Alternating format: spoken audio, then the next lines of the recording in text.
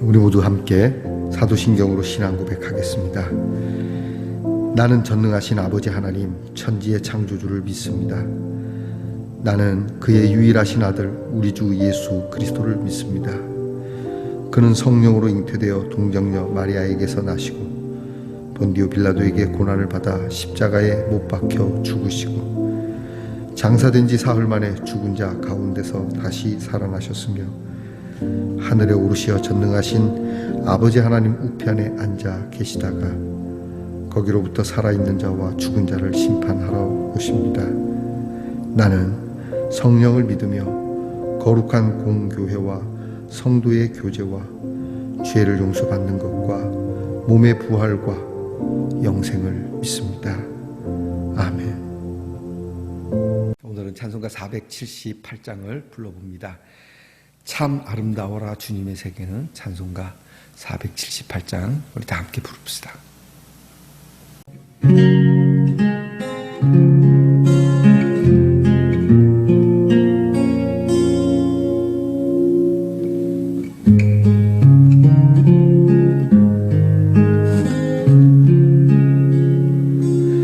참 아름다워라 주님의 세계는 저 솔로몬의 옷보다 더 고운 백합화 주 찬송하는 듯 저 맑은 새소리 내 아버지의 지으신 그 솜씨 깊도다. 참 아름다워라 주님의 세계는 저 아침 해와 저녁 눈 밤하늘 빛난 별 망망한 바다와 늘 푸른 고울이 아주 하나님 영광을 잘 드러내도다. 참 아름다워라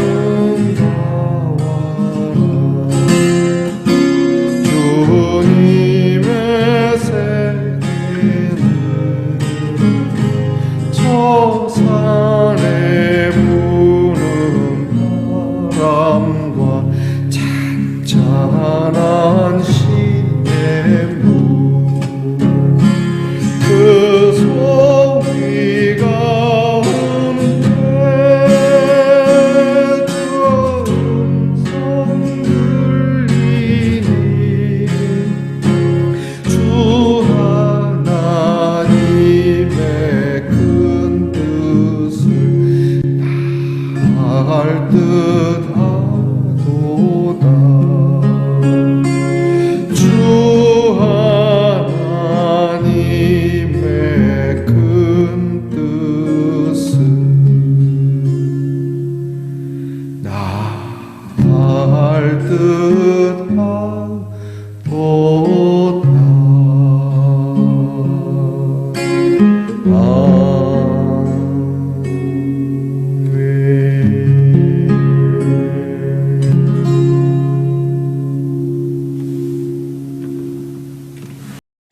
우리 모두 함께 감사한 마음으로 기도하겠습니다. 자비로우신 아버지 하나님 감사합니다. 지난밤 저희들에게 은혜로운 단잠을 주시고 다시 이렇게 새 하루를 시작합니다. 무엇보다 이 한 주 동안 월요일부터 오늘 토요일에 이르도록 주님께서 인도해 주셔서 감사합니다. 우리의 행한 일을 주님이 아시니 우리의 행위대로 갚으신다면 벌써 벼락을 맞아도 수없이 맞아야 할 저희들이었지만 이 한 주 동안에도 주님의 온전하신 구원과 그 용서하심이 너무나도 지극하였기에 오늘 여기 있는 줄 압니다. 주님, 우리의 마음을 이제 주께로 향하여 주님의 평안을 구합니다. 어느 곳에 있든지 무엇을 하든지 주님의 십자가 생각하며 우리의 마음이 늘 평안하며 악한 죄 파도가 많지만 그러나 우리는 주님이 그 백고물에서도 주무셨던 그 평안을 얻게 하옵소서.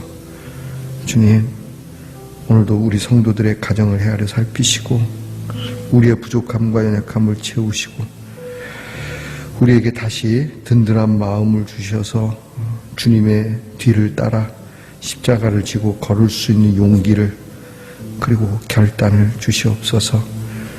오늘도 낫기를 간절히 바라는 우리의 사랑하는 성도들이 있습니다. 몸을 낫게 하시고 마음을 낫게 하시고 그리고 영혼을 낫게 하옵소서. 아버지 하나님, 아팠던 자리, 병이 들었던 자리에 주님의 은혜의 꽃이 피어나도록 허락하시옵소서. 하나님 아버지, 오늘도 우리 자녀들을 위해서 기도합니다. 하나님, 우리의 자녀들이 주님 안에서 늘 행하는 것이 복될 수 있도록 주여 저희들보다 더 나은 자녀들이 되도록 인도하옵소서. 믿음이 견고하며 그들의 찬양이 풍성하며 하나님께서 주시는 은혜가 갑절의 은혜가 있도록 역사하시옵소서. 공부하는 자녀들에게 지혜와 총명을 주시고 군무로 수고하는 자녀들에게 건강과 안전을 주시고 또 직장에 수고하는 자녀들에게 수고에 따라 보답해 주시고 멀해와 객지 나가 있는 우리의 자녀들이 하나님의 위로와 돌봄 속에서 강건하게 오고 가는 소식이 복되게 하옵소서. 내일은 거룩한 주일입니다. 하나님, 주님 앞에 예배 드리는 귀한 마음 지금부터 잘 준비하게 하시고 예배 드릴 때에 주의 영이 우리에게 임하여 우리를 튼튼하게 하시며 우리가 변화되게 하시며 하나님의 능력 가운데 정말 주님을 배우고 거듭나는 예배가 되게 하옵소서. 하나님, 오늘도 말씀을 열어 귀한 말씀을 보고 들을 때에 우리의 모든 것이 열리며 우리의 모든 것이 바로 세워지며 하나님의 말씀으로 정말 기쁨이 넘치는 우리 성도들이 되게 하옵소서. 예수님 이름으로 기도하옵나이다. 아멘. 오늘 우리가 함께 나눌 묵상의 말씀은 사도행전 14장 17절입니다. 사도행전 14장 17절 말씀을 저와 함께 같이 봉독하겠습니다. 그러나 자기를 증언하지 아니하신 것이 아니니 곧 여러분에게 하늘로부터 비를 내리시며 결실기를 주시는 선한 일을 하사 음식과 기쁨으로 여러분의 마음에 만족하게 하셨느니라 하고. 아멘. 말씀의 동산 성도 여러분, 지난밤 편안히 잘 주무셨습니까? 주님의 이름으로 문안드립니다. 여러분, 이 한 주 살아오느라고 애쓰셨습니다. 한 주가 참 빠르죠? 자, 여러분 오늘은 어떻습니까? 네, 은혜롭습니다. 여러분 십자가를 붙들고 한 주를 살아오셨는지 모르겠습니다. 늘 십자가를 이렇게 붙들고 살아오지만 성공보다는 실패가 많은 우리들의 모습이죠. 주님, 우리가 연약하더라도 우리가 연약할 때에 또 우리가 죄 가운데 있을 때에 우리를 사랑하신 분이니까 이 십자가를 볼 때마다 연약한 우리를 도우시는 우리 하나님의 은혜에 늘 감사하는 저와 여러분 될 수 있기를 바랍니다. 자, 오늘은 어떻습니까? 네, 은혜롭습니다. 사순절 22번째 날입니다. 오늘은 하늘에서 비를 내려주시고 라고 하는 묵상 주제가 되겠습니다. 하늘에서 비를 내려주시는 하나님. 자, 묵상 내용을 제가 여러분들에게 읽어드리면서 시작하겠습니다. 바울과 바나바가 루스드라에 갔습니다. 루스드라는 소아시아의 남부에 있는 도시죠. 그들은 거기서 발을 쓰지 못하는 지체장애인을 만납니다. 그는 태어나서 한 번도 걸어본 적이 없었습니다. 바울은 그에게 고침을 받을 만한 믿음이 있는 것을 알고는 큰 소리로 그대의 발로 똑바로 일어서시오 라고 말했습니다. 그러자 그는 벌떡 일어나서 걷기 시작했죠. 얼마나 놀라운 일입니까? 루스드라 사람들은 이 놀라운 기적을 보고 어떻게 생각했을까요? 신들이 사람의 모습으로 우리에게 내려왔다. 루스드라 사람들이 소리 지르며 한 말입니다. 그들은 그리스 신화를 잘 알고 있었습니다. 신화에서는 가끔 신들이 사람의 모습을 하고 땅에 내려오죠. 특히 제우스와 아들 헤르메스가 사람의 모습으로 내려왔다가 그들을 알아보지 못하고 부대접한 사람들에게 분노하여 엄청난 홍수를 일으켰다는 이야기는 유명합니다. 그런데 웬 낯선 사람들이 와서 한 번도 걸어본 적이 없는 사람을 걷게 했으니 이 사람들이 과연 누구이겠습니까? 루스드라 사람들은 바나바를 제우스, 바울을 헤르메스라고 생각했습니다. 제우스 신당의 제사장까지 황소 몇 마리와 화환을 성문 앞에 가지고 와서 군중과 함께 두 사람에게 제사를 드리려고 했죠. 이거 일이 커졌죠. 어떻게 해야 할까요? 바울과 바나바는 옷을 찢으며 군중 가운데로 들어가 외쳤습니다. 어찌하여 이런 일을 하느냐고. 우리도 여러분과 똑같은 사람일 뿐이니 이런 헛된 짓을 버리고 하나님께로 돌아오라고 소리쳤습니다. 그리고 바울은 그들에게 하나님을 아는 길을 가르쳐 줍니다. 하나님을 아는 길, 우리는 어떻게 하나님을 알 수 있을까요? 하나님은 놀라운 기적을 일으키시니까 기적을 보면 알 수 있지 않을까요? 아닙니다.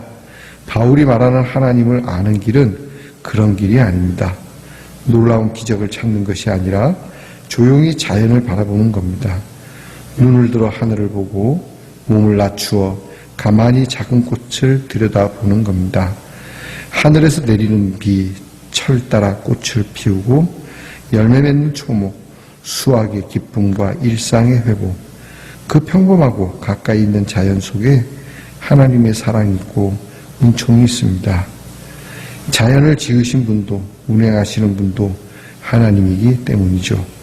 우리는 언제나 하나님 안에 살고 있기 때문입니다. 두 가지 묵상 내용을 우리가 생각할 수 있을 것 같아요. 하나는 지금 이 루스드라라는 곳에서 바울과 바나바가 이제 이렇게 치유의 사건, 기적이 나타나거든요.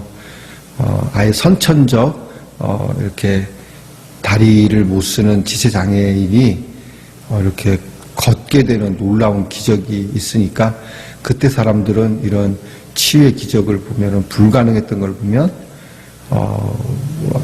신에게 영광을 돌리기도 하지만 그 당시 자기들이 갖고 있는 신앙이 그리스 신화이죠. 그러니까 그리스 신화를 가지고 있는 신앙이었기 때문에 신들이 이 땅에 내려왔다. 이 사람들은 제우스와 그리고 헤르메스다. 이렇게 그러니까 사람들이 막 엎드려 절하는데 제가 이 얘기를 하는 건 뭐냐면 가끔 말입니다. 뭐 저도 그렇거니와 목사님들 때로는 이런 기적과 같은 일, 특히 사람을 치유해서 왜 우리 불치병이 나았습니다라고 하는 그런 일들이 있지 않습니까? 이런 일들에 대해서 자기가 신인 것처럼 얘기하는 사람들이 있어요. 꼭 고치는 것뿐만은 아니에요. 어떤 권력적인 면도 그렇습니다. 내가 신인 것처럼 우리가 엊그저께 배웠던 헤로드 왕처럼. 근데 이것을 지금 바울과 바나바는 우리는 신이 아닙니다. 우리는 당신들과 같은 사람입니다. 라고 고백하는 거. 자꾸 신격화하는 거 좋은 거 아닙니다. 여러분, 우리나라에도 자꾸 예전, 대통령 가운데 이렇게 막 신격화하려고, 신성화하려고 하는, 기억하고 기념하는 것과 신성하는 건 다르거든요. 그런데 그렇게 굉장히 신격화하면서 자기의 자리를 보존하려고 했던 그런 대통령이 있었습니다. 그래서, 이런 거에 세뇌가 된 사람들은 고치기가 어렵죠. 다 같은 사람입니다. 우습게 보자는 건 아닙니다. 우리가 이걸 조심해야 됩니다. 특히 목사님들도 이렇게 자기가 하나님의 사자인 것을 이렇게 이제 빌미로 해서 막 이렇게 탁 보좌는 아니지만 교회 보좌 탁 앉아갖고 이렇게 저는 이 교회 쇄신운동이 일어나면서 지금은 이제 거의 다 사라졌지만 아직도 그런 교회가 있는데 그 강대상 뒤에 의자 3개 있지 않습니까? 원래 성부와 성자와 성령을 의미하는 세 보좌라고 하는 의미를 갖고 지어진 예배당의 컨셉이라고 얘기도 할 수 있을 겁니다. 근데 거기에 목사님들이 또 예배 순서를 맡으신 분들이 딱 앉았는데, 어릴 때는 그게 굉장히 근엄하고 보기 좋았는데, 시간이 지나면서 좀 이게, 안 좋아 보이더라고요. 왜냐하면, 그 앞에 딱 신처럼 앉아 계셔야 되는데 발가락을 꼼질꼼질 그게 강제성이 높지 않습니까? 발가락을 꼼지락거리다든지 뭐 코를 푼다든지 막 그러면 성령께서 무좀이 있으신가? 성령께서 코가 그래서 그게 교회가 조금 이제 쇄신운동이 일어나면서 거기에 앉았던 목사님들이 강대상 밑으로 내려와서 앉는 그런 예배 문화가 생겨서 저는 참 좋다고 생각합니다. 지금도. 근데 권위적이신 분들은 그게 싫을 수도 있습니다. 제가 담임 목사로 나갔을 때에 그 교회에 계시던 원로 목사님이 저한테 그런 요구를 했습니다. 그 의자 치우지 말라고, 그곳에 둬야 한다고. 그래서 제가 그럴 수는 없습니다. 그래서 타협을 받습니다. 원로 목사님하고. 뭐냐면 옆으로 돌려놓는 거죠. 그러니까 저는 이제 청중석으로 내려오라 했더니 그것만은 좀 그래서 제가 한꺼번에 너무 많이 바꾸면 탈이 있겠다 싶어서 일단은 옆으로 돌려놓는 그런데요. 저희 뭘 얘기하는가? 권위. 그리고 권위는 좋은 거죠. 나쁜 건 아니고 근데 권위주의는 나쁜 거죠. 권위주의에 빠지고 더 나아가서 자기를 신성화하고 신격화하고 요즘 뭐 이단에 관한 뉴스가 핫 이슈던데요. 그렇게 가는 거예요. 뭘 바쳐야 되고, 뭐, 심지어는 사람까지 막, 이게 제정신입니까? 근데 바울과 바나바는 이 일로 으쓱하지 않았어요. 이게 우리의 첫 번째 묵상이에요. 으쓱하지 말자. 나도 사람이고, 내가 인기 있을 때 나도 얼마든지 떨어질 수 있는 사람. 그러니까 여러분, 뭐 이미 저에 대해서는 그렇게 뭐 훌륭하게 생각은 안 하겠지만, 저도 별 볼 일 없는 여러분들과 똑같은 사람입니다. 어쩌면 여러분들보다 더 못할 수도 있죠. 바울이 고백한 그대로입니다. 우리도 사람이라. 그 다음 두 번째는 뭐냐면 이제 바울이 하나님에 대해서 증거합니다. 하나님이 어떤 분이냐. 하나님은 이렇게 기적을 일으키지만 이 기적을 통해서만 신이 보이는 건 아니라는 거죠. 여러분 우리가 하나님을 기적을 통해서만 보려고 하십니까? 뭐 갑자기 막 그냥 불치병이 났고 갑자기 하늘에서 막 천둥번개가 치고 갑자기 없던 돈이 생기고 아멘. 아닙니다. 오늘 바울이 얘기한 것처럼 하나님께서는 언제든지 우리를 향하여 하나님의 모습을 드러내고 계신다. 하나님의 뜻을 드러내고 계시고 하나님의 사랑을 드러내고 계신다. 하나님의 평화를 드러내고 계신다. 뭘 통해서? 자연 만물을 통해서. 오늘 성경에 나오죠. 하늘에서 비를 내려주시고 철 따라 열매 맺게 하시고 먹을 거를 주시고 우리의 마음에 기쁨으로 채우시는, 여러분 하나님은 늘 우리 곁에 계신다라고 하는 아주 쉬운 진리를 얘기합니다. 바람 한 점에도 하나님의 음성을 느낄 수 있고, 그래서 이름 없는 새소리에, 별 볼 일 없는 참새소리에도 하나님을 노래하고, 윤동주 시인처럼 스쳐가는 바람 한 점에도 양심의 거울이 돼서 스스로를 반성해보고, 이게 다 하나님이 가까이 계신 거 아니겠어요? 여러분 자꾸 무식하니까 하나님 보여달라고 하는 분이 있는데, 아직도 그런 얘기 하십니까? 그 나이에도 그런 얘기 하십니까? 하나님 보여달라고? 창피한 거죠. 마치 여러분에게 누가 와서 당신 어머니의 사랑을 보여주시오라고 하는 거 똑같습니다. 어머니의 사랑을 보여줄 수 있는 겁니까? 어머니의 사랑은 믿는 것이고 느끼는 것입니다. 중요한 것이죠. 자, 오늘 바울은 그런 얘기를 합니다. 하나님은 그런 분이라고요. 자, 남은 부분이 있어서 제가 마저 읽어드릴게요. 우리에게 하나님을 아는 길이 있다면 그것은 돌이켜 자연으로부터 배우는 겁니다. 우리가 하나님께로 돌아가는 길이 있다면 그거 역시 자연으로 돌아가는 길입니다. 문제는 우리가 허영에 들뜨고 탐욕에 눈이 멀어서 자연으로부터 너무나 멀리 떠나온 데 있습니다. 우리의 삶이 너무 부자연스럽다는 데 있습니다. 여러분의 삶은 자연스럽습니까? 부자연스럽습니까? 아직도 체면, 아직도 이념, 겉과 속이 다를 수도 있겠지만 너무나 다르면 안 되겠죠. 여러분, 우리는 좀 자연스러웁시다. 잘못했으면 회개하고, 잘했으면 칭찬하고, 또 서로 사랑하고, 그게 자연스러운 겁니다. 자연은 그렇게 얽히설키 사랑하며 사는 공간입니다. 기도하겠습니다. 우리를 사랑하시되 지극히 사랑하시는 주님, 그 사랑을 우리에게 자연을 통하여 깨우쳐 주실 뿐만 아니라 친히 오셔서 우리를 위하여 십자가를 지시고 죽어주신 우리 하나님, 그 하나님을 오늘도 저희들이 믿고 의지합니다. 이제 우리의 삶이 이렇게 지극히 높으신 하나님의 사랑이 하늘로부터 이 땅으로 높은 데서 낮은 데로 흐르는 자연스러움과 같이 우리 또한 은혜를 많이 받은 사람들이 은혜를 필요로 하는 사람들에게로 흘러가는 인생의 자연스러움, 그것이 우리 말씀동산의 성도들이 되게 하옵소서. 예수님 이름으로 기도합니다. 아멘. 주께서 가르쳐 주신 기도를 다 함께 드리겠습니다. 하늘에 계신 우리 아버지, 아버지의 이름을 거룩하게 하시며 아버지의 나라가 오게 하시며 아버지의 뜻이 하늘에서와 같이 땅에서도 이루어지게 하소서. 오늘 우리에게 일용할 양식을 주시고 우리가 우리에게 잘못한 사람을 용서하여 준 것 같이 우리 죄를 용서하여 주시고 우리를 시험에 빠지지 않게 하시고 악에서 구하소서. 나라와 권능과 영광이 영원히 아버지의 것입니다. 아멘.